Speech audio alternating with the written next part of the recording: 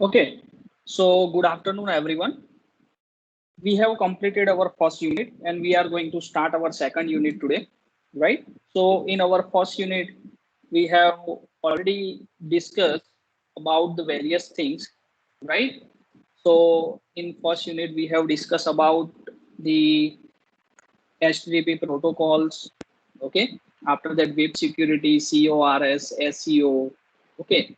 And different editors we are uh, we have discussed, right?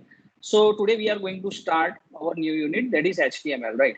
So in first unit we have clear cut path about what we are going to do, right? So we are going to start with the front end technology, and we are starting with the first designing, right? So if you want to design anything related with the web pages, right? So for that HTML is used, right? So before going to this particular sessions are repeated sessions, but I have added some few things in this particular session. So please be focused on that, right?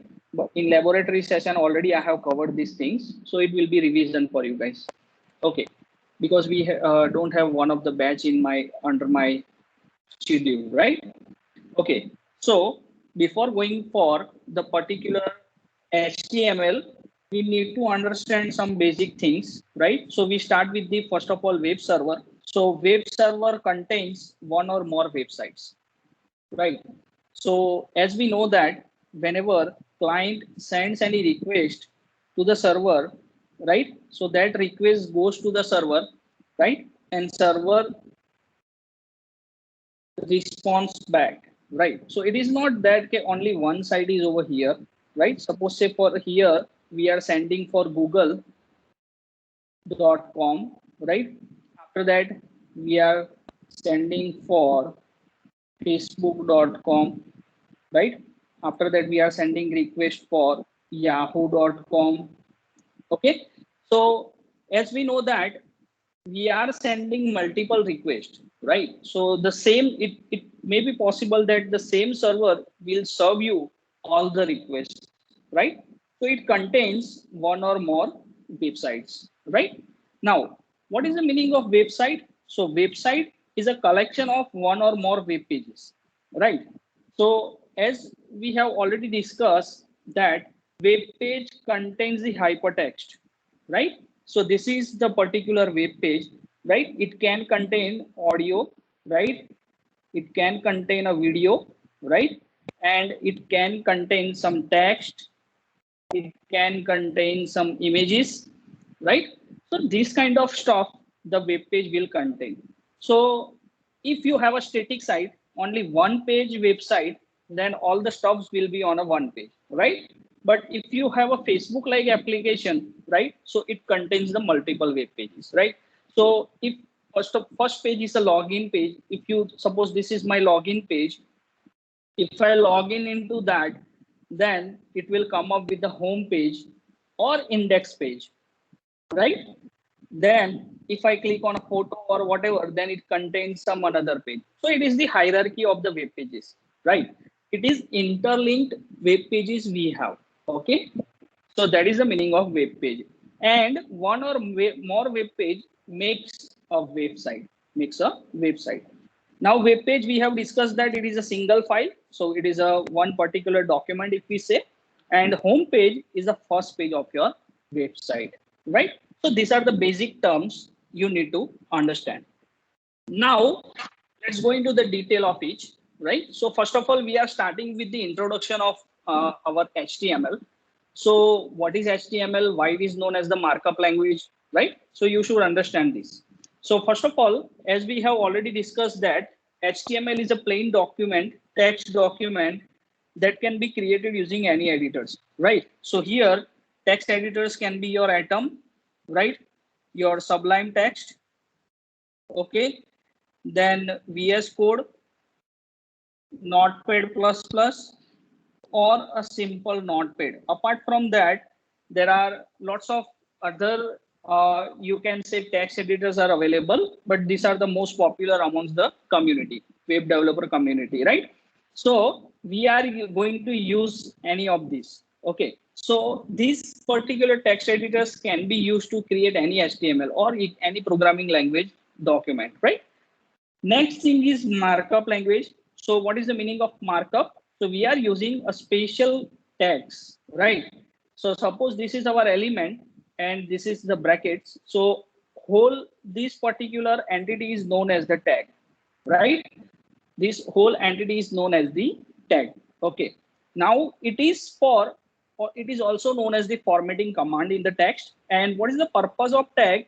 So it used to describe how the tag should be displayed or printed, right?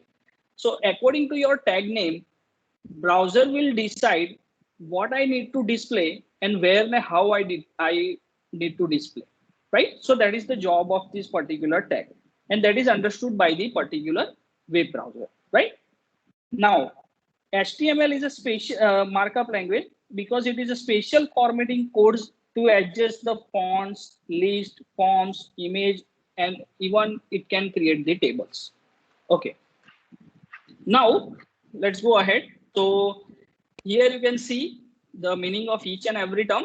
So hypertext markup language. Here we have understood that what is the meaning of hypertext means it is not a single page. It may contains the interlinked web pages. So one or more web pages are connected with each other, right? Then it contains the hypermedia or hypertext. Okay, so this kind of information your web page may contain. Now, why it is a markup? So here, if you see that this particular one page is there, and in that page we have used so many tags, right? So this is, you can say, this is the structure of particular HTML page. And suppose if I want to display this particular content onto my browser window, right? So that content can be displayed in browser window or title according to the tag, as I told you. So title will be displayed. It will be considered as a header information, right? And that will be displayed, only title will be displayed on the tab, address bar, right? So apart from that, so many informations your head will contain, right? But that is for the specific purpose like SEO and all that stuff. Okay. So if you want to display any content of the web page, so you have to put that content in between this body tag, in between this body tag, right? So that we are using here text kind of syntax. That's why it is known as the hypertext. Now let's go ahead.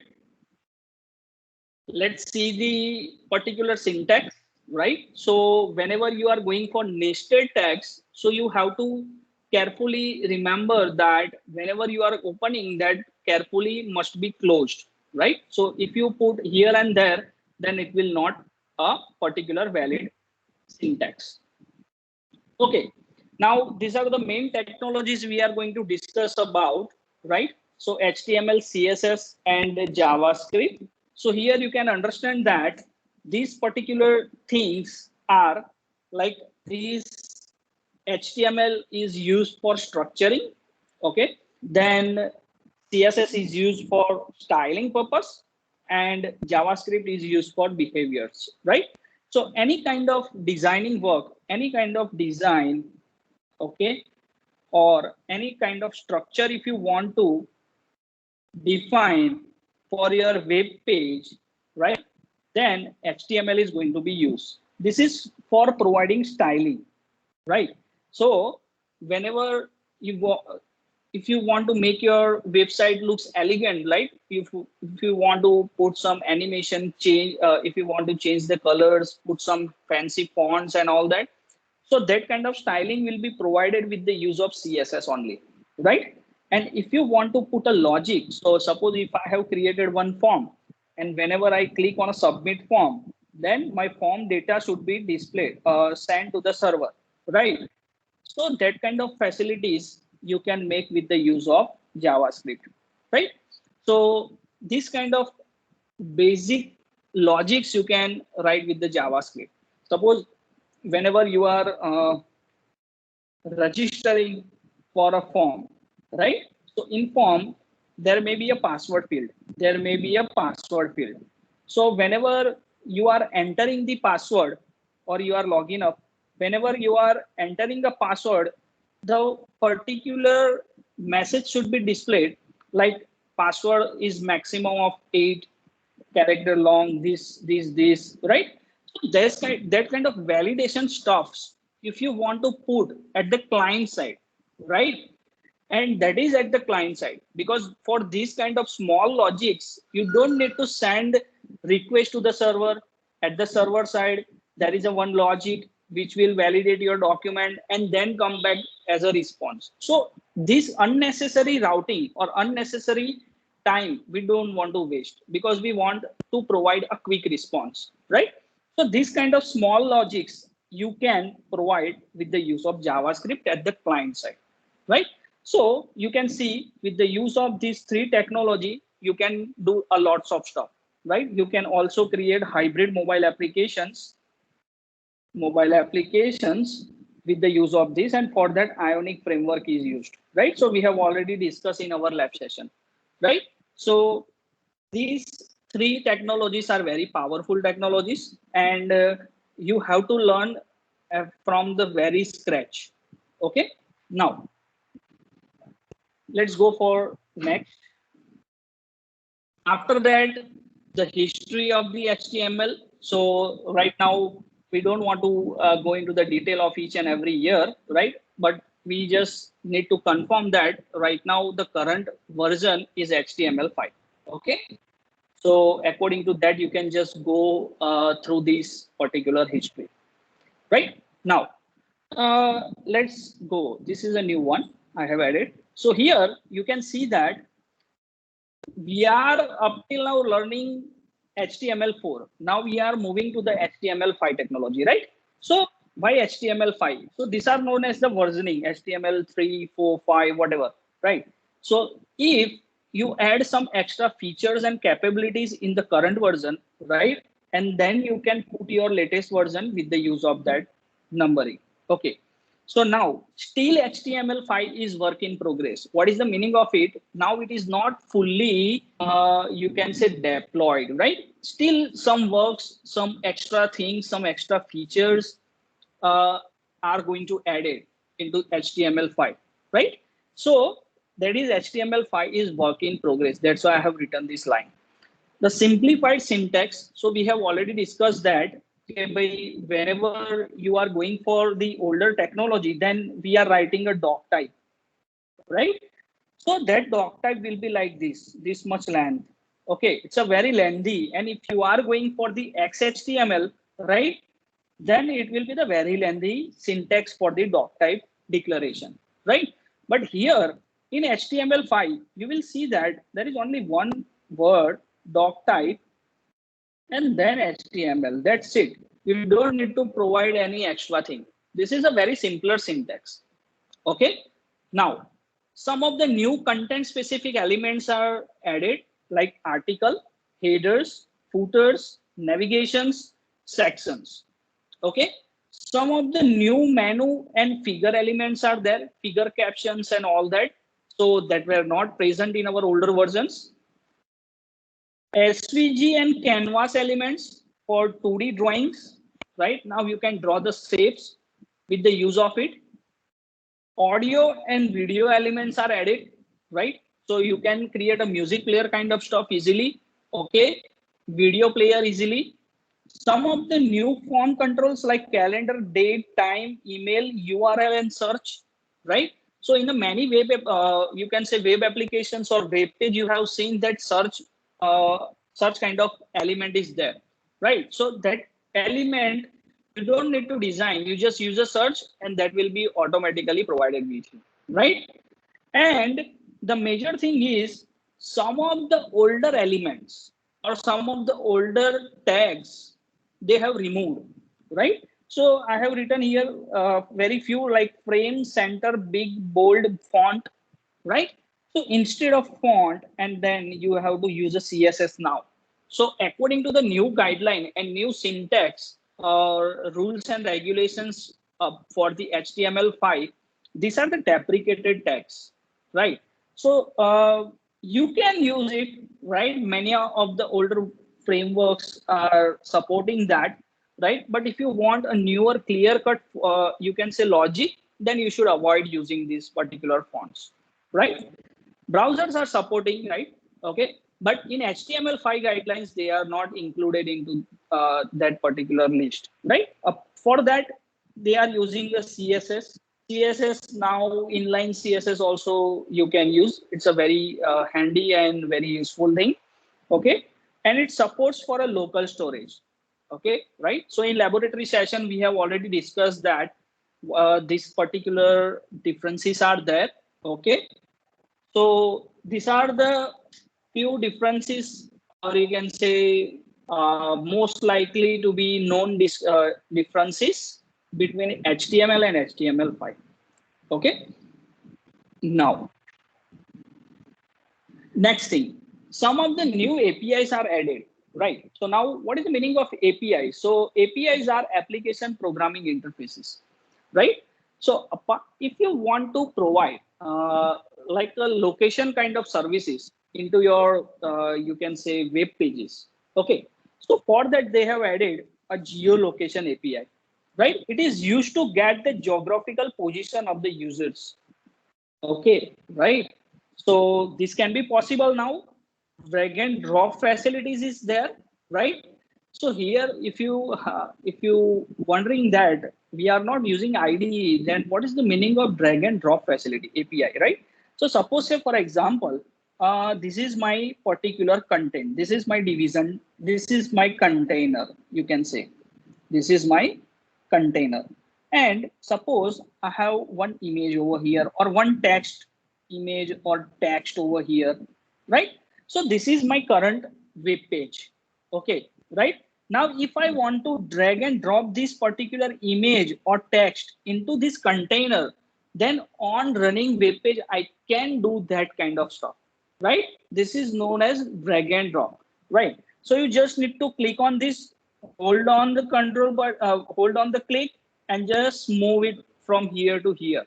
So that stuff will be added into this particular container. So these kind of drag and drop facilities are also added.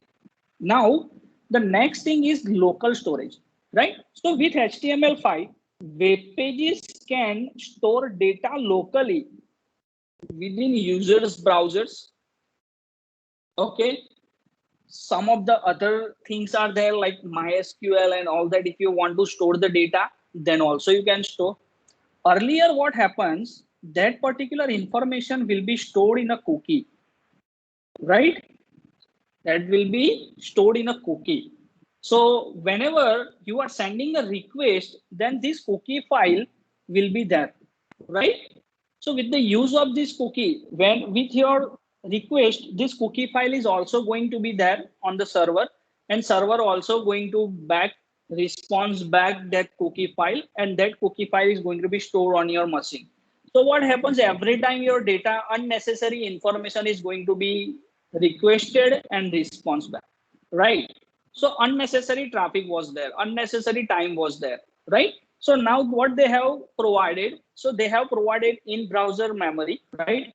Or you can have a local storage.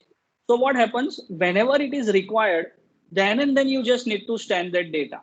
If there is no requirement is there, then there is no need to send that data, right? Application cache is also available. So I hope you know the meaning of cache files, right? It is used to make up the responses and all that faster. Web workers are there, right? So what is the meaning of web workers? Web workers is a one JavaScript files, right? That is running in a background, right? Without affecting the performance of the page. So sometimes it is like a daemon thread, right?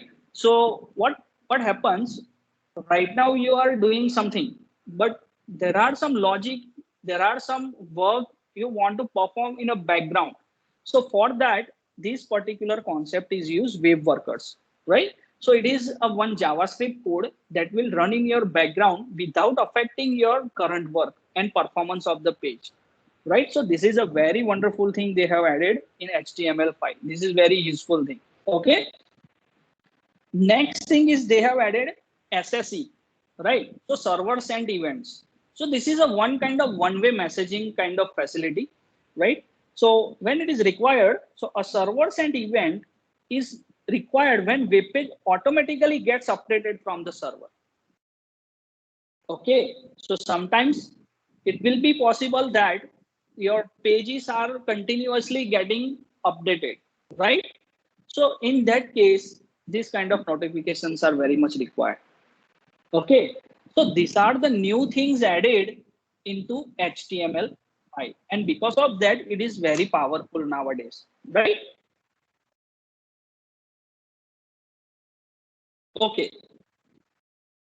now this is a whole new structure. Okay, so what we have over here, so let me tell you, these are the new semantic elements in HTML5 added. So what is our basic structure of HTML? So that we are going to discuss, but right now let me discuss it. So our basic structure is HTML, right? This is my HTML, okay? Then in that I have head section, right? And I have also a head section, and then body section we have, right? And here closing of the body section, right? So this is the particular document structure of our page, right? So now in this particular body section, this is my browser window, right? So nowadays, many of the web pages you see, it is like this kind of structure they are following, right? So what is that? They are providing the headers, they are providing the footers, right? Here, some navigations are there, right? These navigations can be like these also, right? So by this much part contains the navigation, this much part contains some another stuff, right? But you can put a navigation, like suppose apart from this, if I want to put a menu over here, right? So that comes under the navigation, right? Then this is the particular area divided into the sections, right? So you can divide your web page into different sections. Here articles, right? You can put this article kind of stuff. And on many web pages, you have seen that at this particular portion, they have a content. So that is known as the aside. That is known as the aside content, right? So this is a particular pretty much good design, right? So what it happens, you can divide your web page in a different sections, right? So for that, they have provided a meaningful tags, and these meaningful tags known as the semantic tags or semantic elements, right? So instead of this, they have provided some meaningful names. So it's like a header. So if I want to find any information related with the headers, I just need to check for the headers only. If I want to modify or if I want to find any information related with the footers, then I just need to find the footer tag, right? Like aside tag and all that. So it's a pretty much good structured document now we have. You can create with the use of HTML5 new semantic elements, right? These are there always. Basic structure is not going to be changed anywhere. But these extra features, these extra things have been added into this. Okay, so this is again wonderful thing for us that will make our task very easy. So here I have put the description of each and every tag, right? So later on you can just go through it, or whenever we are covering these particular tags in our laboratory session, then I will explain the use of each and every, right? But let me briefly go for this. So article is for defines an article in document. Aside is for defined content aside from the page content.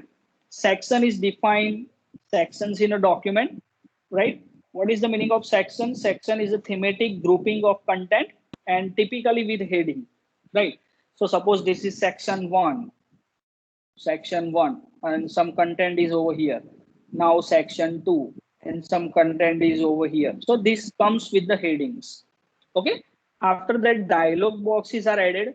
This is wonderful thing, right? Figure captions. Okay, you can just provide captions to the figures. Figure that defines self-contained content like illustrations, diagram, photos, code listings, right? So for this many purposes, you can use the figure tag. So these are the new tags added. Now next is a footer, header, main, mark, right? Then menu items, navigation, meter. So for that, some measurements, some ranges are there. So automatically that control will be put it. Progress, if you want to show, if you want to describe the progress task, then it is also there, right? Now, some of the elements have been removed. So here you can see applet, base font, big, center, directory, font, acronyms. These are the tags, older tags, deprecated tags. And instead of that, now suppose if you want to use applet, so we have discussed applet about applet whenever we talk about dynamic documents, right? So now instead of applet tag, you just need to use object tag. Okay, and purpose are the same, right? But the now the syntax is little bit different. Okay, so instead of applet tag, you just need to use object tag, right? For the directory specifying, first of all, the directory tag will be used. Now you can use the UL, right? That is unordered list. You can use, right? Font, for the font, nowadays font tag is not used, but I will show you how to use a font tag, right? But later on, you just move yourself to the CSS directly, right? So we need to stick with the latest trends. Then these are the important tags where there in older HTML version, like a frame, frame set, and no frame. So what is the use of frame? Let me tell you that if you want to use a particular HTML document within an HTML document, so suppose this is my one HTML document. This is like first dot HTML. Now, in between this, suppose I want to open another HTML document. So that is not possible, right? So how you can make it possible with the use of frame, right? So suppose I'm creating a frame. So this is a frame that contains my area, right? Suppose I want to hold this much area on my current web page, and I want to open some image or some kind of gallery into this, right? So this is my second dot HTML. So what I did over here, that within a first HTML page, I can open a second HTML page, right? With the use of frame, right? There was another concept, iframe is also there, that is called inline frame, right? But this kind of stuffs nowadays are not using, people are not using. Okay, right? But suppose if someone asks you, then you can give a brief like this. Okay, this is the purpose of a frame. Then these are some another tags, okay, that removed in HTML5. Okay, now let's understand the anatomy of the tag. So we have discussed various new elements and what are the differences between HTML and HTML5, right? And some of the removed tags. Okay, so now let's jump onto the particular our work, the anatomy of the HTML tag. So we know that how you can represent a tag. So with the use of left and right angle brackets, right? So this is one tag, okay? This is I tag. So if I want to display this good morning in a italic letter, then I just need to use this I tag. But that is not our purpose. Our purpose is there are two types of tag. One is a pair tag, another one is the individual tag, right? So as you can see, pair tags are always in a pair. So once you open the tag, you have to compulsorily close that tag. That is known as the pair tag. And the individual tag is you don't need to close that tag, right? That is an individual tag. Okay, so browser will interpret these particular tags to display HTML page in a properly formatted form. So you need to understand there are two types of tag. One is a pair tag, another one is the single tag, or you can say individual tag. Okay, now here in the figure you can see that this particular thing is represented. In between that two angle brackets, it is known as the element name. In between opening and closing bracket, opening and closing tag, there are contains you can put up, right? After that, you can see this is our individual tag, BR for break line, that is /n in our language, and HR is for horizontal rule, right? So if you want to draw a line, right, then you can use it. Okay, now this is the particular for defining attributes. This is important thing. So where you can define the attributes. So you can define the attributes within an opening tag, right? So there are two things you need to set. One is the attribute name, another one is the attribute value. And that attribute value may be in a double quoted or in a single quote. Okay, so it is depicted over here. Either it is in a double quotes or it is in a single quotes. Next is this kind of also event handling codes are there, and that is also defined within this opening tag. So this is on click is equals to alert high. So if I want to display high message on the alert box, right? So at the time, I just need to go for this syntax. Okay. This we have already discussed that if it is a pair tag, then you have to compulsory opening and closing tag. Okay. Now the tags are case insensitive, means you can write the tags in a capital letter or in a small letters, but as per the professional way, you just use a small letters, right? And tags may be nested. Okay. And if you want to see the source code of any view, you can say HTML document, then you can just go for the view source menu option, right? So then it will display the HTML content. Now let's understand the document structure of the HTML. So it majorly contains two portions. One is the head section, another one is the body section, right? So head section contains the information about the document like title and metadata, right? So in our next session, we will discuss about what is the metadata and how you can define it, right? Title we have already discussed in our laboratory session, right? So that kind of information, non-displayable information, you can define within the head section. And whatever the actual matter or content of your document, so that can be displayed within a body section. Okay. And that is going to display in a browser window.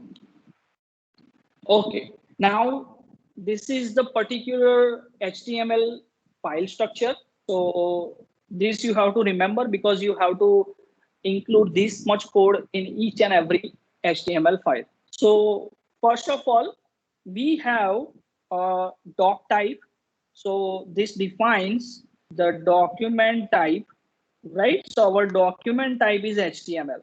So that you can define, right? Root tag, we have our root tag. This is HTML. Okay. It contains two portions, that is head and body, as we have discussed, right? Head contains non-displayable matters in a browser area, right? It only contains the information that will be useful for SEO purpose, to page up or ranking purpose. Okay.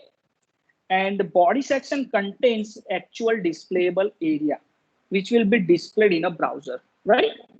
And this is the syntax for comment, right? So compulsory you have to follow this kind of syntax.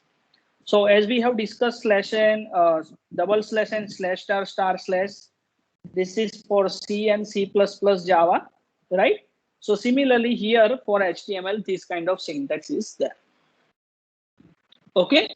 So this is a particular document structure, or you can say the file structure of this HTML. And you have to save this file with the file name, file underscore name dot HTML dot HTML. Okay, right? And then you can just run this code in a browser and you are able to see the particular output. Okay, guys, right? So this is all about for today's session.